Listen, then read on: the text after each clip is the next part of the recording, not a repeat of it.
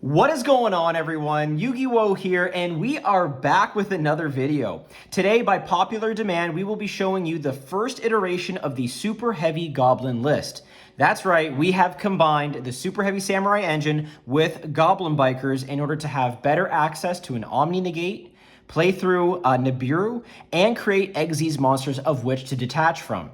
I have floated this list to several of my competitive friends, and they have had immense success with the deck list, in some cases topping, in other cases winning their events, and also basically coming to the conclusion or realization that every time they saw the Super Heavy Samurai engine, they ended up winning their game. So this is, like I said, the first iteration of this deck. We are still optimizing it, and I am not going to show a side deck just yet because, again, we're trying to figure out what might be the best optimal choice for this deck, and I'll put that in your hands in the comments below. Let me know what you would put in the side, what you would try out, what you would want to maybe experiment with as it pertains to non-engine in this deck as well. We do play quite a bit of non-engine in this list, and you're going to see that I've picked a particular type of non-engine, and again, I'll explain as to why I've made those choices. But like I've said before, if you have any suggestions, let me know in the comments below. I have shown 1-2 card combo using the Super Heavy Samurai engine and Goblin Bikers. I will put that link in the description box below. You can go and check that out and just see how much amazing synergy there actually is between these two archetypes. So with that all being said, make sure to like this video, subscribe, hit the notification bell in order to stay in the know with all of that good Goblin goodness. Okay, let's get into it with the main deck, and then we'll go into the extra deck later. Okay, so first and foremost, we are going to start off with our Goblin Biker lineup, and that is 3 Doug Chargers.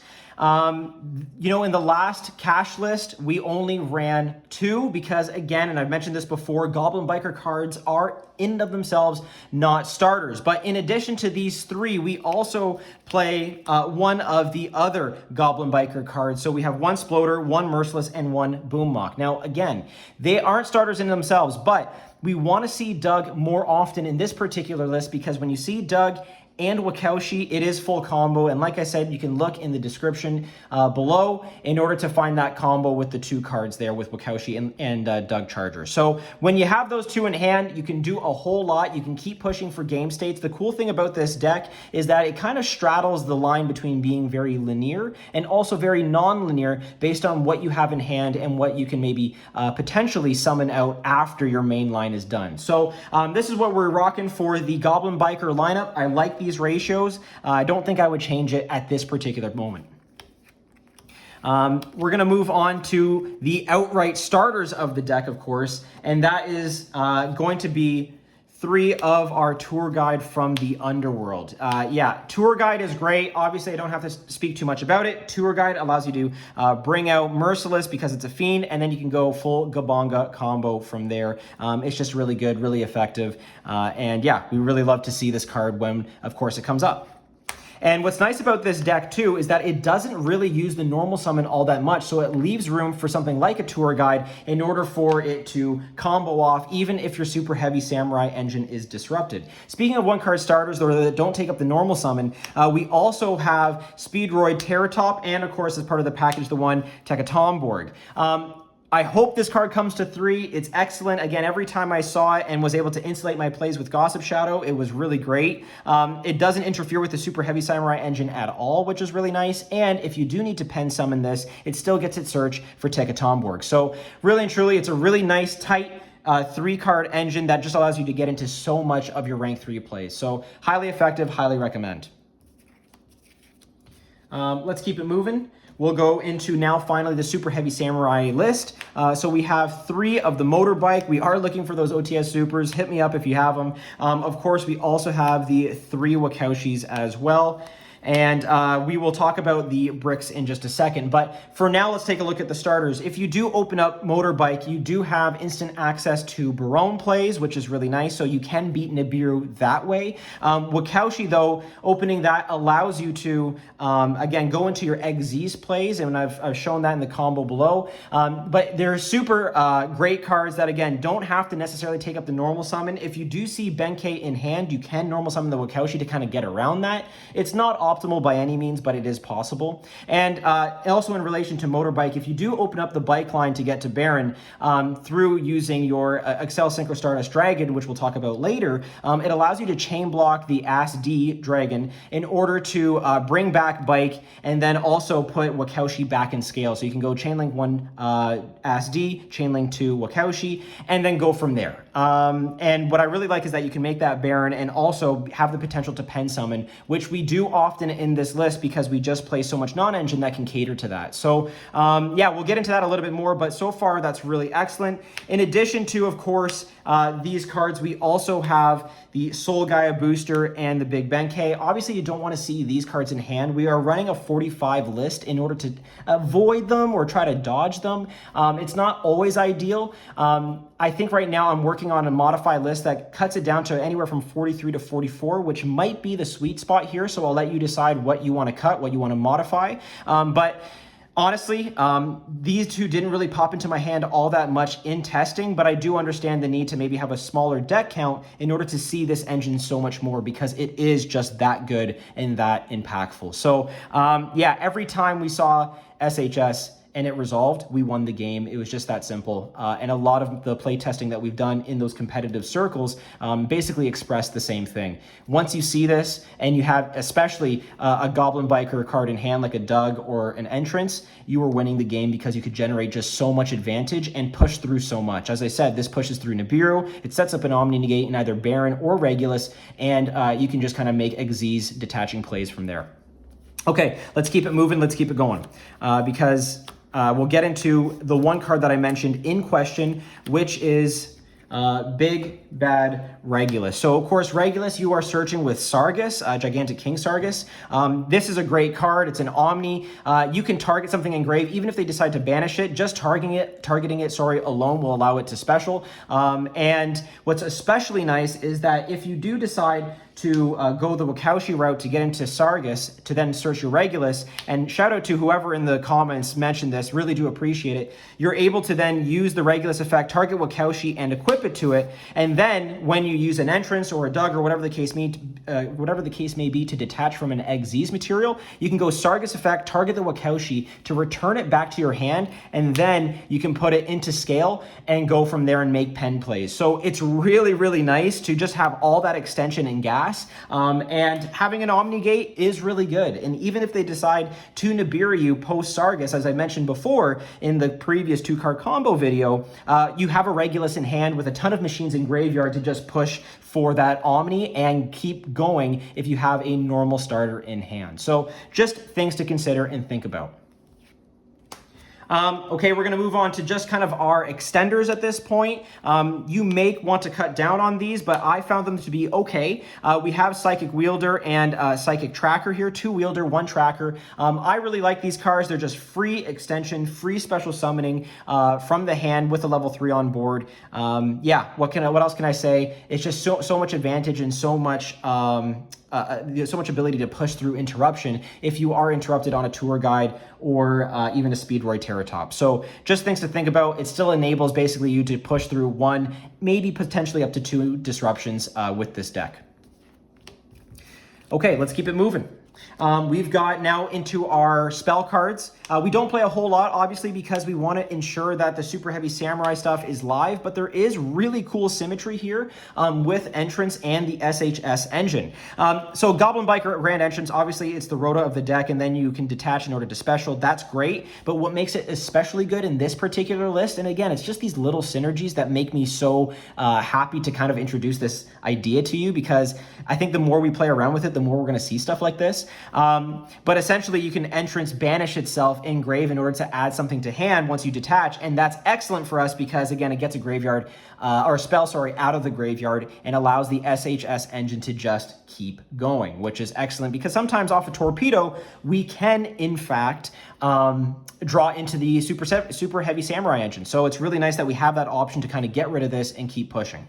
Also, I want to make a quick note as well that Regulus, what it enables us to do, speaking of sort of the hand advantage we get from Torpedo, is essentially allow us to use the Fortress, the Xyz Armor Fortress Engrave, as a machine to attach to it, and it gets its equip effect from Fortress as well to do double damage, which is really, really good, and it never feels like Regulus is dead in hand if we draw it. So this is just something to keep in mind, that Regulus itself is not a dead draw. We do play machines like the Speedroid engine, like Xyz Fortress, which we always go through in our combo lines. So there's always some way or another to kind of proc it and make sure that it's live for us. So things to keep in mind. And yeah, I really enjoy having this card in the deck. And of course, really enjoy having Grand Entrance at 3 here. Like I said, it's not a starter in and of itself, like some lists show. But I do like having at 3, and I know 2 is fine as well, but I want to get to Doug more often, and that's another way to do it. We also play here just the one Grand Bash. So far, it's been fine. We don't really utilize the extra normal summon because when we pen summon, it sort of invalidates this card to a certain degree. But I really like it for the attack boost and also to make a rank 6. Usually it's a Valzar Lars as our Omni negate. So for me, that's why I have it in here. And it's another good alternative search target for Doug if we so need it. I've thought about cutting it, but right now I'll keep it as is. And again, these are things that you can play around with and modify according to your liking or whatever the case may be. So just things to keep in mind. In terms of just more extension, we do play 3 E-Tellies. These are not just straight up starters for, not starters rather, but extending pieces for the Psychic package, but we also play Ghost Ogre as well, which is a Psychic. So it can be a pseudo disruption if you set it on your turn and then flip it on your opponent's turn to bring out Ogre, because again, Ogre can activate from hand or field, which is really nice. But in addition to that, again, it just pushes through if we don't have like a whole lot of extension after we go into like a Barone line or even like a Merrymaker / Sargus line. So just things to think about. I liked having them. I do see a world in which I can cut these and kind of put more non-engine in the deck just to kind of have that 15 card non-engine ratio going for us.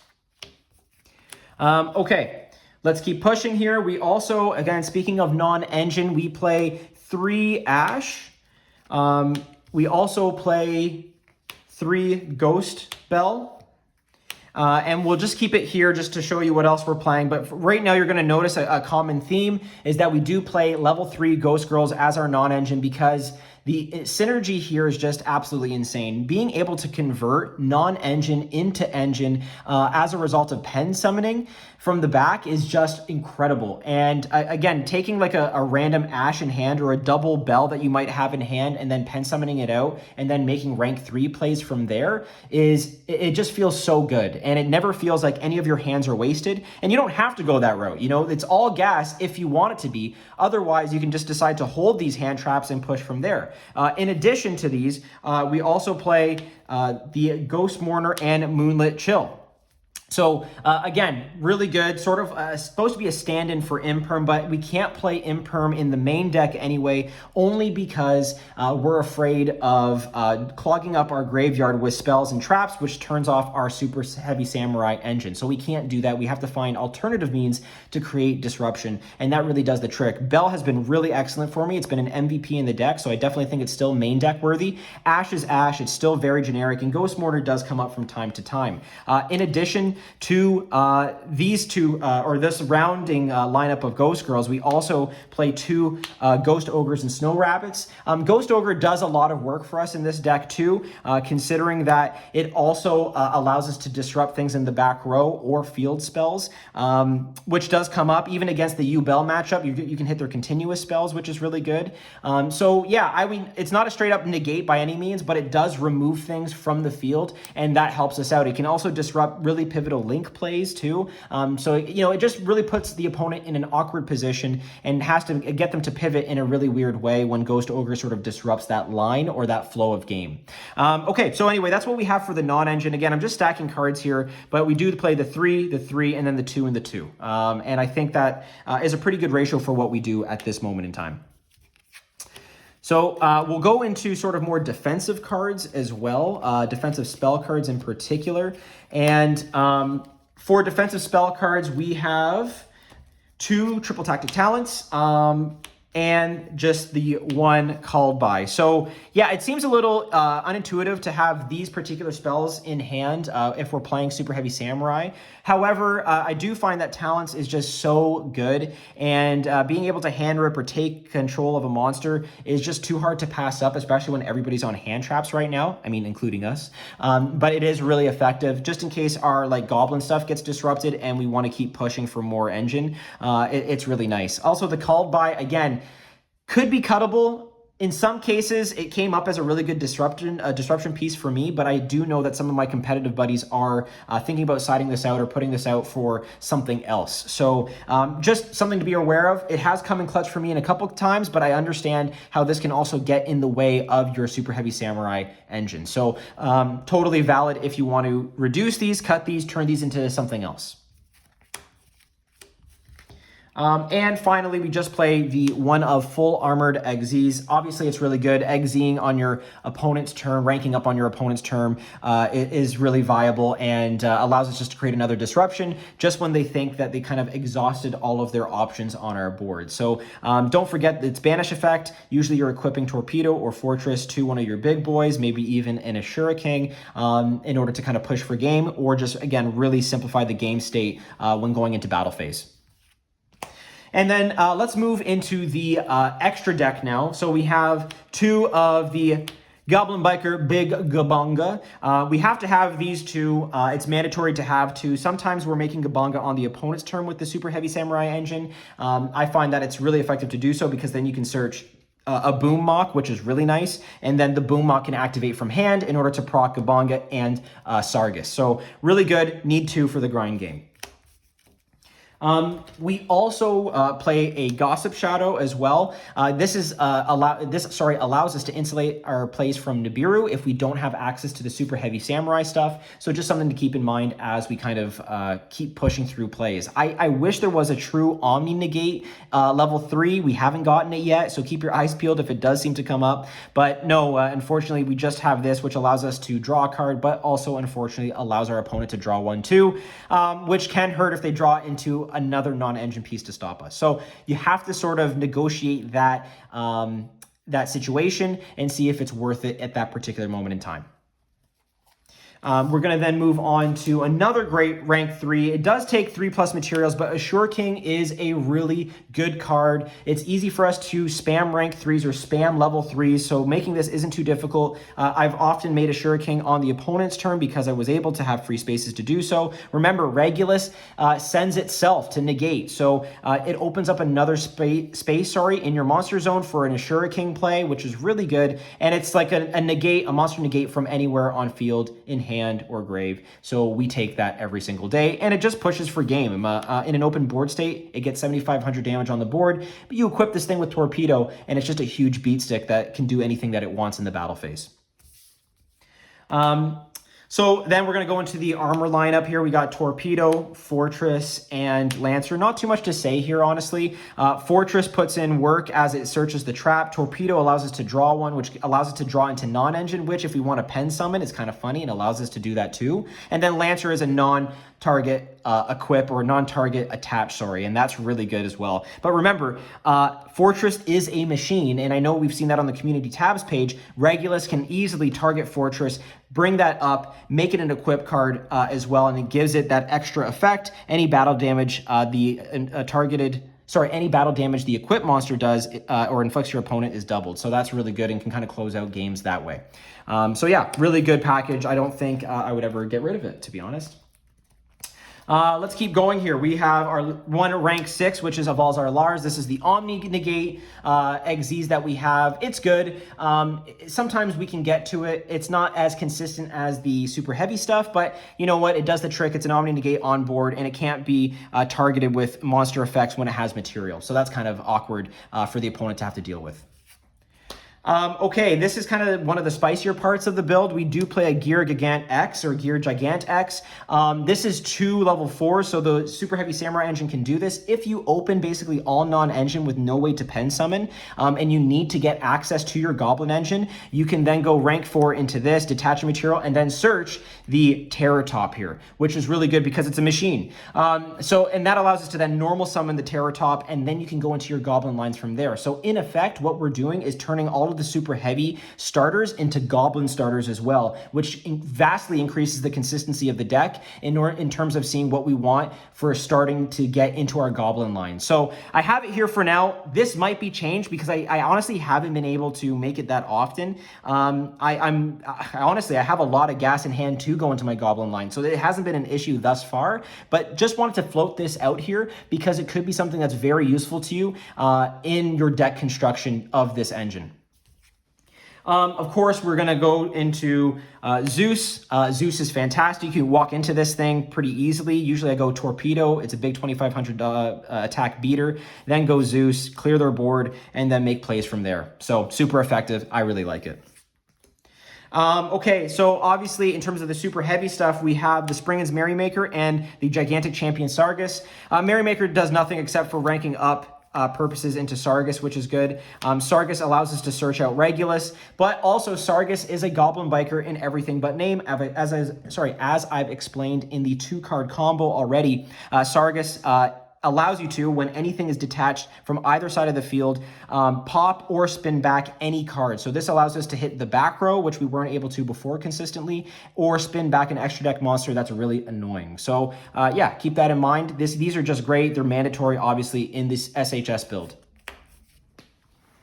We're also on our Synchro stuff because of this, and I mentioned this card earlier. We have Excel, Synchro Stardust Dragon, or SD, and we have Baron de Fleur. You can make Baron on Summon 5, and then SD brings back Bike, and away you go. If you're left with an SD on the field, you can also link it off for an SP. So we don't play IP, we just don't have the space for it, but SP is SP. It's still very good and still leads to a lot of disruption on the opponent's turn. So with that all being said, folks, that's kind of where we're at with this particular build. I really have enjoyed my time with it. I think that it offers a lot of potential and a lot of opportunity for growth. I think that rather than just stuff another sort of disparate engine in this deck, what we're actually doing is creating synergy with these 2 archetypes, being again the Super Heavy Samurai engine and the Goblin Biker engine, and that overall is allowing us to push for more interesting plays, and it's kind of harder for our opponent to judge where they should interrupt, because if they don't target the SHS lines, then at that point they're kind of screwed. If they do target our lines, then we have our normal Goblin biker plays as well. So we kind of have this really nice benefit of baiting out things and then pushing from there. As I said, side deck isn't going to be revealed just yet. We're still tweaking it. I want to have a discussion about it in the comments below, so please do let me know what you would put in the side. But that is it for this video right now, folks. Thank you so much for your time and attention here. I am super excited about the potential of Super Heavy Samurai Goblin Bikers. I think with enough refinement and modification and play testing, we can legitimately take this deck to a rogue tier status and sneak up and surprise some people at some larger events. So if you want to be a part of that journey, if you want to be a part of this community that builds this very cool deck, please like, subscribe, ding that notification bell in order to stay in the loop and contribute to the Super Heavy Goblin build. So with that all being said, folks, thank you so much for your time and attention. This is Yu-Gi-Oh! With the Super Heavy Samurai list, signing out.